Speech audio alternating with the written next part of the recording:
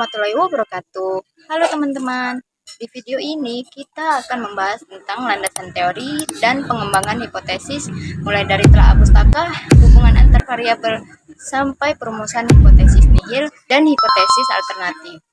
Pembahasan ini penting banget karena menjadi dasar dalam menyusun peneliti yang sistematis dan dapat dipertanggungjawabkan.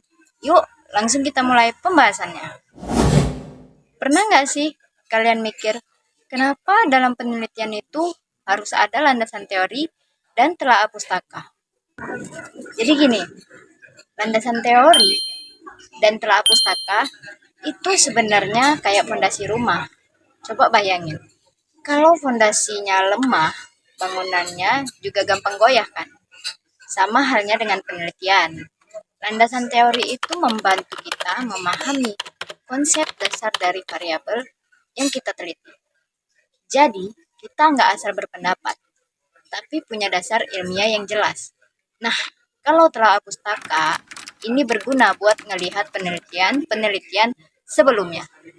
Dari situ, kita bisa tahu apa yang sudah diteliti, metode yang dipakai, bahkan kekurangannya. Jadi kita nggak cuma ngulang, tapi bisa ngembangin. Terus, penting juga buat nentuin variabel. Harus jelas mana yang mempengaruhi dan mana yang dipengaruhi. Supaya arah penelitiannya nggak membingungkan. Setelah itu, biasanya dibuat kerangka konseptual. Ini semacam gambaran hubungan antar variabel. Jadi, kita punya panduan. Penelitian kita mau dibawa kemana. Selain itu, landasan teori dan telaah pustaka juga bikin argumen kita lebih kuat. Karena setiap pembahasan bisa kita kaitkan dengan teori dan penelitian sebelumnya. Dan yang gak kalah penting, ini semua bantu kita tetap fokus, nentuin metode yang tepat, dan juga bikin batasan penelitian supaya gak terlalu luas. Bahkan, dari penelitian terdahulu, kita juga bisa belajar dari kesalahan atau kekurangannya. Jadi penelitian kita bisa lebih baik. Jadi bisa kita lihat ya, landasan teori dan telaah pustaka itu bukan sekedar pelengkap, tapi justru jadi dasar penting dalam penelitian. Dalam penelitian kuantitatif, memahami hubungan antar variabel ini penting karena menentukan arah penelitian. Hubungan ini bisa berupa pengaruh, keterkaitan, atau perbedaan antar variabel. Supaya bisa dijelaskan dengan baik, peneliti biasanya pakai landasan teori. Selain teori, biasanya peneliti juga meninjau penelitian terdahulu. Hasil penelitian sebelumnya bisa jadi referensi untuk melihat pola hubungan antar variabel yang mirip. Dengan begitu, peneliti bisa tahu apakah ada kesamaan, perbedaan, atau bahkan celah peneliti yang belum diteliti. Ini membuat penjelasan hubungan antar variabel lebih kuat dan berbasis bukti. Nah, selain teori dan penelitian terdahulu, data penelitian sendiri jadi bukti utama. Misalnya, data dari kuesioner, tes, atau observasi bisa dipakai untuk menguji hipotesis. Dengan analisis statistik, hubungan antar variabel bisa dijelaskan secara numerik dan logik. Jadi kesimpulannya, tidak cuma sekadar dugaan, tapi benar-benar bisa dipertanggungjawabkan. Dalam penelitian kuantitatif, hipotesis bisa dibilang sebagai dugaan awal yang nantinya akan dibuktikan lewat data. Jadi, sebelum turun ke lapangan, peneliti sudah dapat gambaran nih, seperti apa hasil dari penelitian tersebut. Nah, hipotesis ini juga membantu penelitian agar lebih terarah karena peneliti tidak bekerja secara acak. Biasanya, ada dua hipotesis yang digunakan, yaitu hipotesis nihil dan hipotesis alternatif.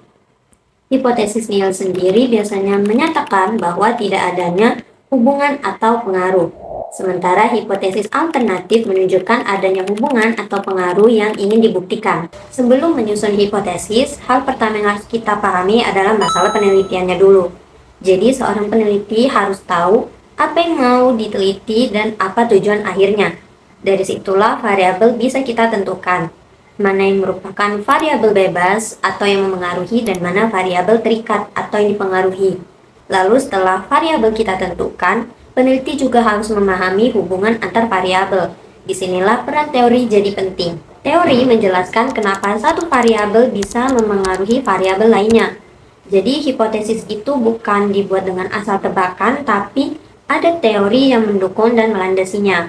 Nah, selain itu, peneliti juga harus melihatnya atau melakukan cek terhadap penelitian sebelumnya supaya mendapat gambaran apakah hubungan tersebut pernah diteliti atau belum.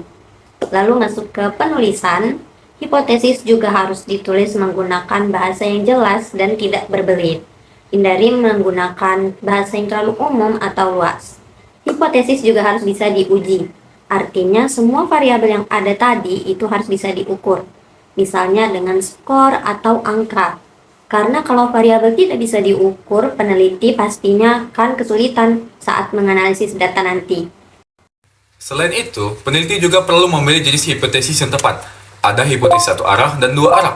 Hipotesis satu arah digunakan ketika peneliti sudah yakin dengan arah hubungan, misalnya berpengaruh positif. Sedangkan hipotesis dua arah digunakan ketika peneliti hanya ingin mengetahui ada atau tidaknya hubungan, tanpa menentukan arahnya.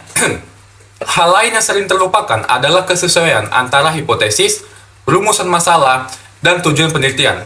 Ketiganya harus saling berkaitan. Kalau rumusan masalah membahas tentang pengaruh, maka hipotesis juga harus membahas pengaruh. Kalau tidak selaras, penelitian bisa menjadi membingungkan dan tidak jelas arahnya. Kondisi di lapangan juga perlu dipertimbangkan saat menyusun hipotesis. Misalnya, perbedaan lokasi, waktu, atau karakter responden dapat mempengaruhi hasil penelitian. Nah, oleh karena itu, hipotesis yang harus dibuat harus realistis dan sesuai dengan situasi yang akan diteliti. Setelah hipotesis disusun, langkah berikutnya adalah menentukan cara mengujinya. Peneliti perlu memilih teknik analisis yang sesuai, seperti uji kolerasi atau regresi, agar hasilnya itu lebih akurat. Jika semua langkah dilakukan dengan baik, hipotesis akan membantu penelitian berjalan lebih lancar, lebih terarah, dan hasilnya lebih dapat dipercaya. Nah, dari yang saya jelasin dan teman saya jelaskan, dapat disimpulkan bahwa landasan teori dan telaah pustaka menjadi fondasi penting dalam penelitian karena membantu memahami variabel dan memberi arah pembahasan agar lebih jelas dan lebih terstruktur. Dengan memahami teori dan penelitian sebelumnya, hubungan antara variabel dapat dijelaskan secara logis, sehingga hipotesis nihil dan alternatif dapat dirumuskan secara tepat dan dapat diuji. Perumusan hipotesis yang jelas juga memudahkan pengumpulan data, analisis, serta meningkatkan validitas hasil. Selain itu, mempertimbangkan konteks penelitian membuat hasil lebih realistis. Dengan dasar teori yang kuat dan hipotesis yang tepat, penelitian menjadi lebih terarah, dapat dipercaya, dan memberi kontribusi yang nyata. Sekian dari video kami. Assalamualaikum warahmatullahi wabarakatuh. Makasih semua.